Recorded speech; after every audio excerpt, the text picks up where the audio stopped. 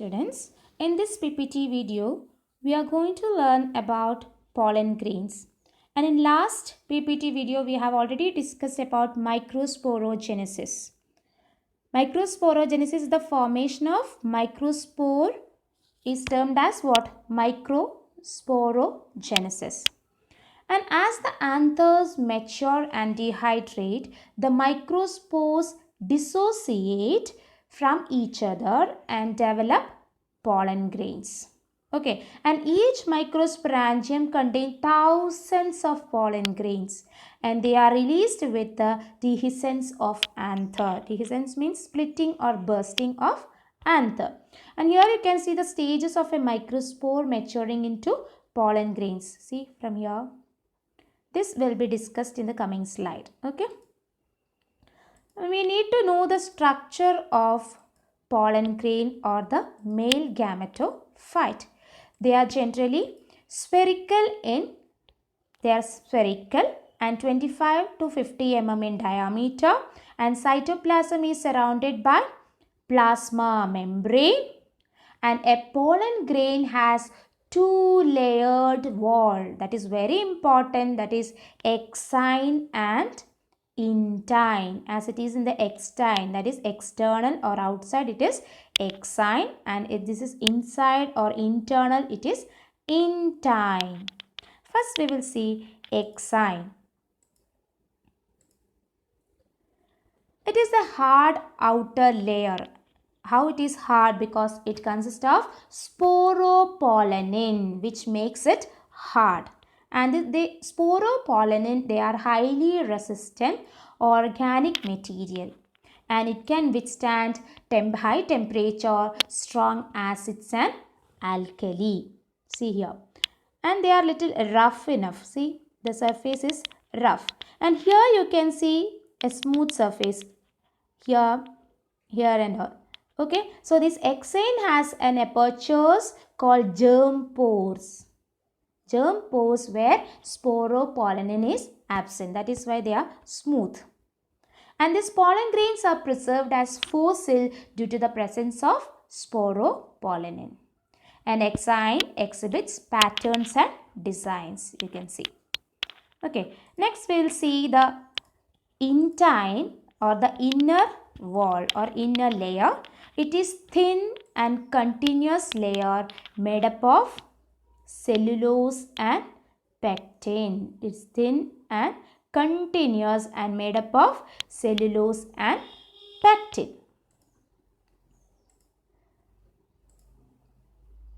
And a matured pollen grains contain two cells. That is vegetative cell and generative cell. So how it is formed we will discuss in detail. Okay. So before that you should know about how the microspore will form the pollen grains. Microspore will form the pollen grains.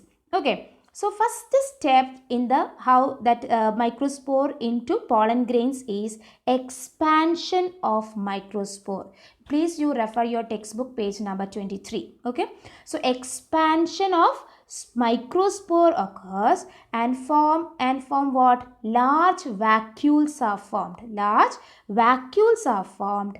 Then the microspore nucleus is there inside the microspore. That nucleus will be moved to a side or eccentric position.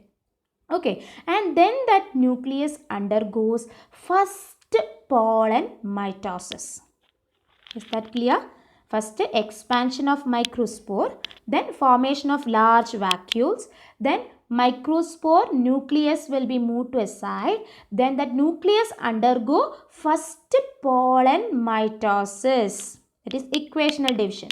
Okay, and two cells are formed, and they are this vegetative cell and generative cell. Is that clear?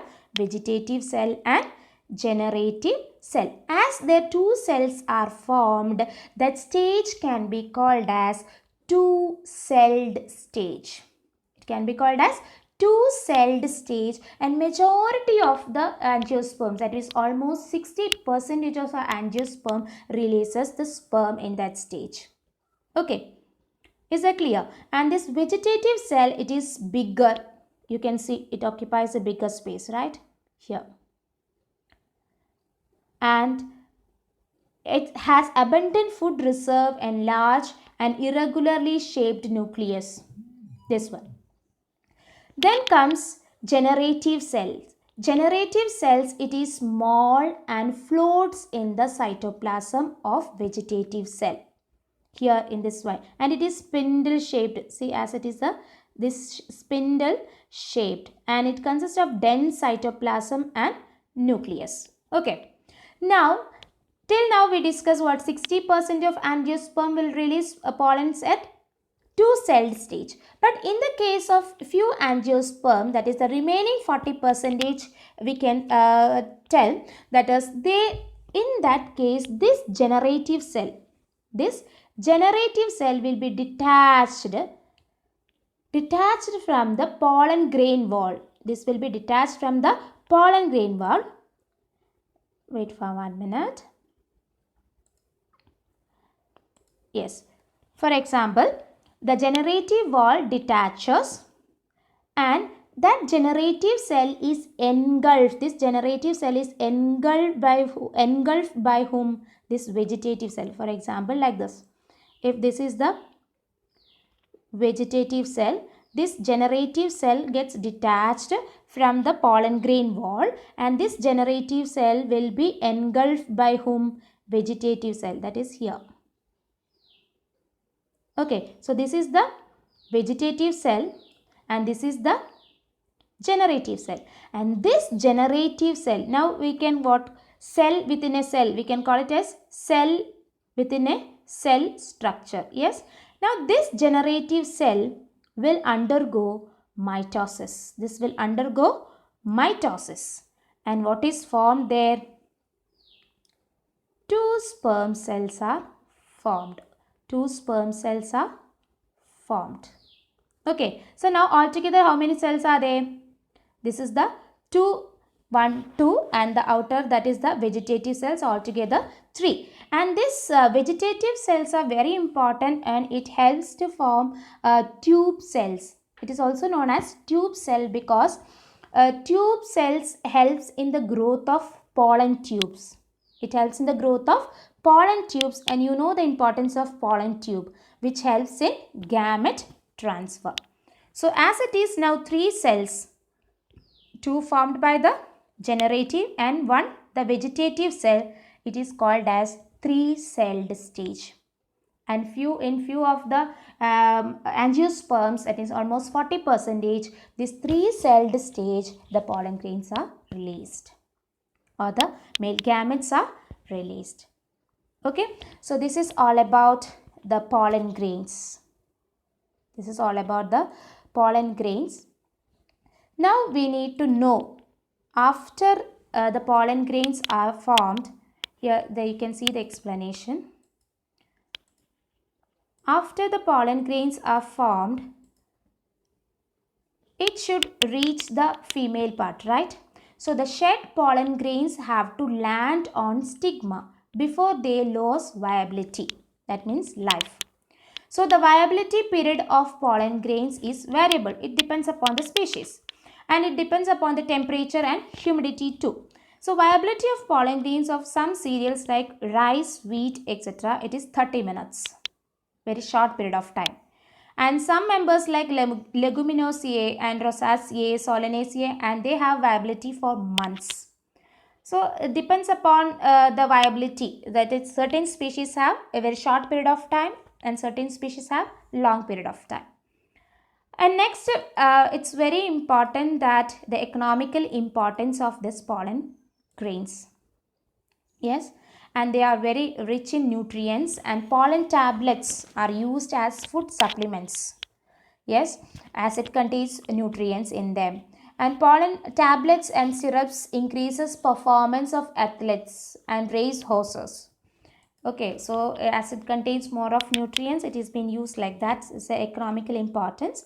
And they are stored for years in liquid nitrogen, that is minus 196 degrees Celsius, and they are used as pollen bags, sperm bags, blood bank and all. So they are used as pollen banks in crop breeding programs. Then pollen grains of some plants like parthenium or carrot grasses. There are some of people are allergic to this. See, few people, those who have dust allergies and pollen grains, yes. So it may lead to allergy and it leads to chronic respiratory disorders. That means asthma, bronchitis, etc. So this is all about the male part, the androecium. I hope it is clear to you.